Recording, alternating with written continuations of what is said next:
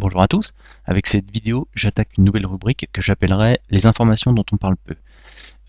Et ça traitera, comme son nom l'indique, des informations dont on entend assez peu parler dans les médias et qui sont, selon moi, importantes. J'essaierai de tenir une cadence d'environ une vidéo par mois. J'essaierai également de mettre le plus de liens possible sous ma vidéo de façon à bien argumenter ce que je dis. Le but de cette rubrique, ce n'est pas de se substituer aux journalistes, parce que je ne suis pas journaliste, mais simplement de vous donner quelques informations. Parce que là j'en ai un peu marre en fait de la manière dont sont traitées les informations sur nos chaînes et sur nos médias en général. De toute façon, j'ai l'impression que de plus en plus on traite l'information un peu comme une émission de divertissement. Dans un premier temps, on met une information pour faire du sensationnalisme, comme par exemple cette histoire de bateau en Italie. Ça fait 2 semaines que ça dure maintenant, toutes les unes sur le bateau, etc. Je ne dis pas il y a eu des morts, ok, bon, c'est dramatique pour les familles, je suis d'accord avec ça, mais il n'empêche que ce type d'information devrait faire 3 lignes et ensuite on devrait passer à l'information suivante. Parce que, je sais pas, je pense que tout le monde a vu qu'en ce moment il y a des informations, tant sur le plan économique que sur le plan géostratégique par exemple, qui sont très très importantes, comme par exemple le face-à-face de la marine iranienne et de la marine américaine dans le détroit d'Ormuz, le prix du pétrole qui est en train de grimper, c'est quand même beaucoup plus important et ça risque de toucher notre économie, ça risque de nous toucher tous. Bon, les médias vont sûrement prendre cette information dans un moment quand l'essence aura bien augmenté et on ira interviewer le Pékin dans la station du coin. Pour lui demander comment il fait, et puis lui il nous dira que bah oui, les fins de mois sont de plus en plus difficiles, donc voilà. Donc pour moi ça c'est pas du journalisme, de toute façon pour moi le journalisme d'investigation est quasiment mort. C'est pas du journalisme, ça c'est du journalisme de quel niveau? C'est du journalisme de bas étage dont on nous rabâche les oreilles toute la journée. Voilà, donc voilà pour ma petite introduction. Donc maintenant passons au premier sujet pour cette première rubrique. Le premier sujet que je voudrais aborder, c'est la fuite de pétrole au Niger. Donc le 20 décembre 2011, il y a eu une fuite de pétrole au large des côtes du Niger. La société Shell exploite une plateforme pétrolière là-bas et il y a eu une fuite suite à une simple opération de transfert d'hydrocarbures. C'est l'équivalent d'environ 6 millions de litres d'hydrocarbures qui sont répandus dans la mer et qui vont aller polluer le détroit du Niger qui en avait pas du tout besoin. La société Shell se confond en excuses. Les gars, excusez-nous pour le dérangement. Ils ont balancé du dispersant dans la mer et ils ont osé dire que 50% de l'hydrocarbure s'est évaporé dans l'air. Selon le directeur de l'Agence nationale de détection et de réponse aux fuites pétrolières, la NOSDRA, c'est la pire marée noire depuis 1998 au Nigeria. De tout cela, bien sûr, les médias ne nous en ont pas parlé. Je me suis procuré également un rapport de l'IFP, l'Institut français du pétrole, dans lequel on apprend que de 2011 à 2015, les sociétés pétrolières vont exploiter plus de 1300 puits de pétrole en eau profonde dans le golfe du Mexique. On vient à peine de sortir d'une grosse pollution dans le golfe du Mexique, et d'ailleurs on n'a pas idée des répercussions de cette pollution. On ne sait pas si la vie a repris son cours là-bas, on ne sait absolument rien d'ailleurs. Et on va donc aller continuer d'exploiter les puits de pétrole en eau profonde. Donc quand on voit avec quelle légèreté les sociétés de pétrole exploitent ces hydrocarbures en eau profonde et comme ils sous-estiment le côté sécurité, on a vraiment du souci à se faire.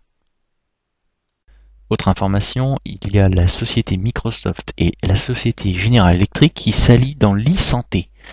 Donc c'est 2 grosses structures qui vont en former une grosse société apparemment, qui comptera apparemment 700 personnes et qui seront faites pour faciliter l'accès aux informations médicales. Donc ils vont répartir nos informations médicales dans des bases de données. Donc là, bienvenue à Big Brother. Donc dans le même ordre d'idée de Big Brother, la France a envoyé le 16 décembre dernier des satellites, donc un satellite militaire, ELISA, qui a comme particularité d'avoir un système d'écoute électromagnétique. Donc on nous dit que c'est pour intercepter des communications, surtout au Moyen-Orient. Mais je sais pas qu'est-ce qui empêchera d'intercepter des communications chez nous. Donc là encore, bienvenue Big Brother. Autre information, c'est cette histoire de Pentagone à la française. Alors, je veux pas revenir sur le problème de corruption avec Bouygues, ça c'est une autre histoire, mais moi ce que je voudrais pointer du doigt, c'est plus l'investissement.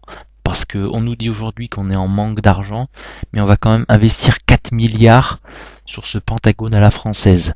Donc est-ce qu'on a besoin de copier les Américains et de faire ce Pentagone à la française?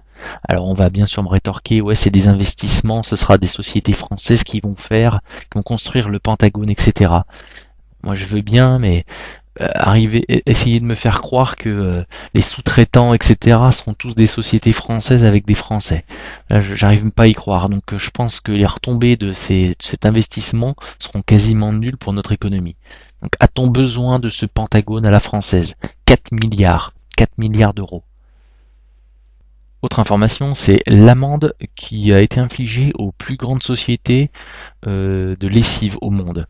Donc l'autorité de la concurrence a infligé des amendes très lourdes aux différentes sociétés, que ce soit Procter Gamble, Colgate, Unilever, Henkel, pour entente sur les prix en France entre 1997 et 2004. Donc apparemment ces amendes seront au prorata de ce qu'ils ont vendu en France. Donc là voilà une information qui est totalement passée inaperçue ici et que les Français ne connaissent même pas. Et moi ce que j'aimerais bien savoir, c'est que par rapport à cette amende qui va certainement revenir dans les caisses de l'État, j'aimerais bien savoir comment les Français qui ont payé ces lessives au prix cher pendant des années, comment est-ce que nous allons être dédommagés? Autre sujet, celui-ci concerne les TMS. Donc les TMS, c'est les troubles musculo-squelettiques. Ce sont les douleurs qui apparaissent pour les employés qui font un travail répétitif au bout d'un certain temps. On apprend que ces TMS sont en augmentation de 4,3% de 2009 à 2010. On nous dit, nous en France, nous sommes ceux qui travaillons le moins. C'est peut-être vrai en termes d'heures, mais par contre en production, nous sommes pratiquement les champions du monde, en France. Donc il faut arrêter de laisser les gens nous dire que nous sommes des feignants. Parce que la production, elle continue de sortir. Hein. On continue de produire en France, on continue d'être les meilleurs, et on continue d'en payer le prix. Hein. Plus 4,3%, ça fait quand même beaucoup. Je vous mets donc à disposition le rapport 2010 de l'assurance santé sur les accidents du travail, dans lequel sont traités les cas de TMS et quelle tranche de la population est touchée plus particulièrement. Donc voilà, arrêtons de nous laisser dire que nous sommes les feignants de la zone euro. Un autre sujet dont on n'a pas du tout entendu parler, c'est les morts dans l'armée américaine. Parce que pour la deuxième année consécutive, il y a eu plus de morts dans l'armée américaine dues au suicide, qui représente 468 morts, que des morts au combat. 462 morts au combat. Donc là, c'est incroyable, quoi. Il y a vraiment un mal-être dans l'armée américaine, et c'est d'ailleurs pas étonnant que l'armée américaine subventionne Ron Paul pour l'élection présidentielle, parce qu'on sait que Ron Paul est le seul homme politique aux États-Unis qui propose de fermer les bases américaines à l'étranger, d'arrêter ces guerres impérialistes et de rentrer à la maison et d'investir dans la production aux États-Unis. Mais je pense que ça ne suffira pas pour que Ron Paul soit président des États-Unis, malheureusement. Je voulais aussi vous parler du site qui a été mis en ligne par le gouvernement qui s'appelle data.gouv.fr.